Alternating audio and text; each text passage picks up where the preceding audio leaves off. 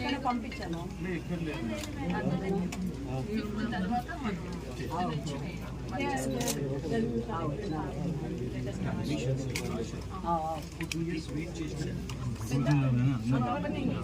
వర్షం పడుతుంది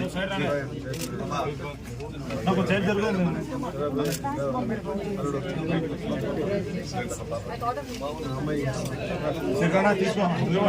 చెప్తున్నాను కదా, శిక్ష పడుతుంది. శిక్ష పడకుండా అయితే మళ్ళీ ఇంకో వాళ్ళు కనిపిస్తారు కదా. మళ్ళీ ఊర్లో ఒకవేళ శిక్ష పడకపోతే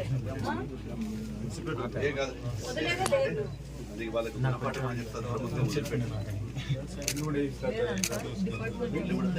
ఇలాంటివి జరగకూడదని చెప్పి మనం కూడా రాబోయే కాలంలో పిల్లలకందరికీ కూడా మోటివేషన్ చేయాల్సినటువంటి బాధ్యత ప్రజలకు ఉంది.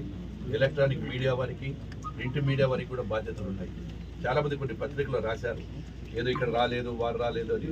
ఎందుకంటే నిత్యము మేము కలెక్టర్ గారు, ఎస్పీ గారితో మాట్లాడుకుంటూ ఎక్కడ ఏం జరుగుతుంది అనేది కూడా పరిశీలిస్తున్నాం. వారందరినీ కూడా మేము రివ్యూ చేసుకుంటా ఉన్నాం.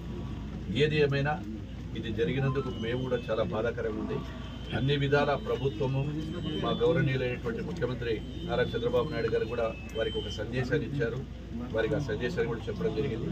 వారిని, ఆ కుటుంబాన్ని ఆదుకొని వారికి న్యాయం చేస్తామని తెలియజేస్తాము.